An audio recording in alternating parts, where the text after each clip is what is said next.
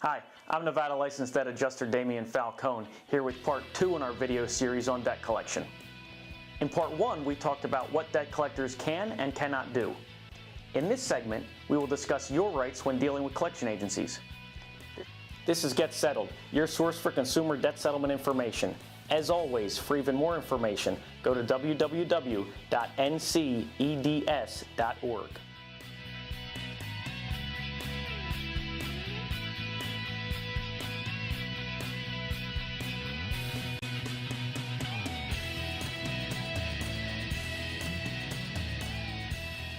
Once a debt has entered the collection phase, you will likely be in contact with the debt collector.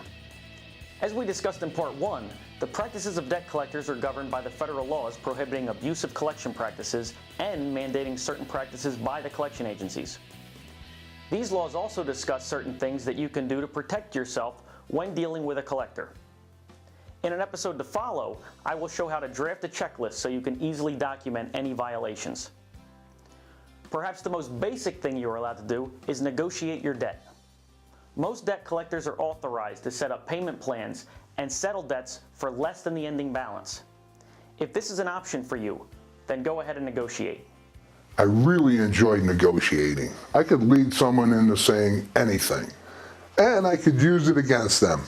The reason being is we tape recorded everything, and that's what we call the beginning of the end.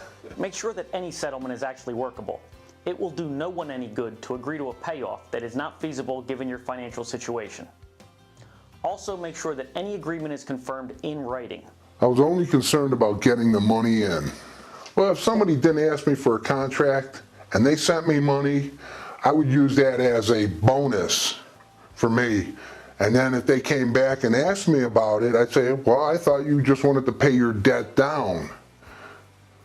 If negotiation is not an option and the collectors will not stop harassing you, the quickest way to get the calls to stop is with a cease and desist letter.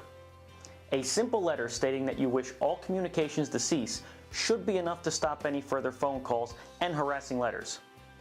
In an episode to follow, I will show how to draft a cease and desist letter. This does not mean that the collection activities will stop, and there is still the possibility that the collection agency will pursue legal action against you. To guard against this, you can retain an attorney or a reputable debt settlement firm company to aid you in your negotiations. This stops the debt collectors from contacting you personally, but they can still speak to and negotiate with your legal representative. If it wasn't certified, it went in the garbage. And then I would just say, geez, I never got that. I mean, I got 500 people working in this office. Paperwork gets lost all the time. Who are they going to believe? Me or a like you who's in debt? If you look into a debt settlement company, you should look for one that includes these services as a package because they can really add up. In Nevada, it is illegal to charge more than $50 opening fee, and good companies will include these services in that fee.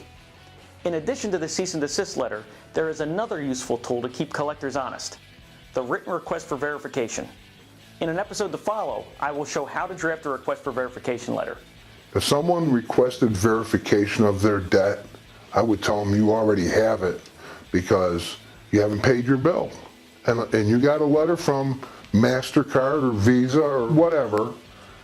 That's your verification. I'm not here to play this game. I'm here to collect the money you owe us. Federal law provides that at the outset of an attempt to collect a debt, a letter must be sent notifying you that you have 30 days in which to request documentation showing that the debt is legitimate. Once you make this request, all collection activities must stop until the request is responded to.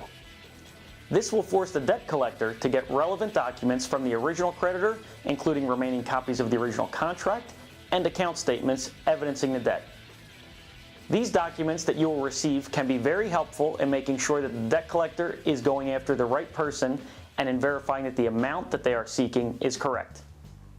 If you notice any billing errors or discover that they have the wrong person, notify the collector in writing immediately. In an episode to follow, I will show how to draft a notification letter. And finally, if there is simply no way to settle the outstanding debts that you owe, the last sure way to stop a collector from contacting you is to file bankruptcy. Please see our series on bankruptcy protection or seek out a licensed attorney to discuss your bankruptcy options. If people threaten bankruptcy, then I'd have to ask for their attorney and give me their docket number for the bankruptcy. And as soon as I said docket number and they hesitated, I knew I had them. I knew it was a smokescreen to stall. In the next part of this series, we will go one step further and talk about what to do when dealing with an unethical debt collector who won't stop the harassment and continues with illegal activities. Until then, I'm Damian Falcone, and this is Get Settled.